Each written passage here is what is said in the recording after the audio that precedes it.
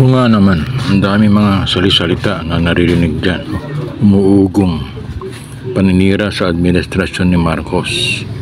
Ayaw ko na magsalita kung sino yung mga taong yan, kilala nyo na yung mga yan. Na sinasabi nila na ang pondo daw ng PhilHealth wala nagagamit sa ibang mga gastusin. Napabayaan na raw yung PhilHealth kung anong naririnig dyan. Pero ang totoo, andyan po yung pondo ng PhilHealth. At tuloy-tuloy po ang serbisyo ng PhilHealth sa mga taong bayan. Ito po ang statement ni Pangulong Bongbong Marcos, at para kayo na rin po ang makarinig sa mga sinabi niya.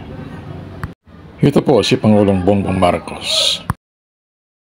Sana naman yung mga nagko-comment tungkol sa PhilHealth subsidy, pag-aralan ninyo ng mas malalim-lalim. At ito ang guarantee ko. Napakasimple lang ang guarantee ko. Kahit may subsidy, kahit walang subsidy, kahit anong contribution, all of these issues, hindi mababawasan ang serbisyo ng PhilHealth. Hindi mababawasan ang bayad ng PhilHealth sa insurance claim. In fact, baliktad.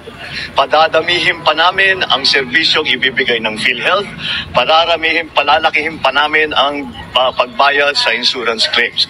So, I would like to just assure everybody, huwag niyong inaalala na mababawasan ang serbisyo kahit na kanino, para sa senior, para sa mga hirap, para sa middle class. Walang mababawasan kahit isang kusing.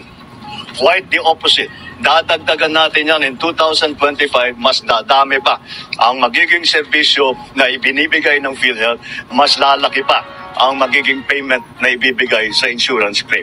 Kaya huwag po kayo mag-aalala, walang mawawala sa serbisyo ng PhilHealth para mas marami pang maibibigay sa taong bayan.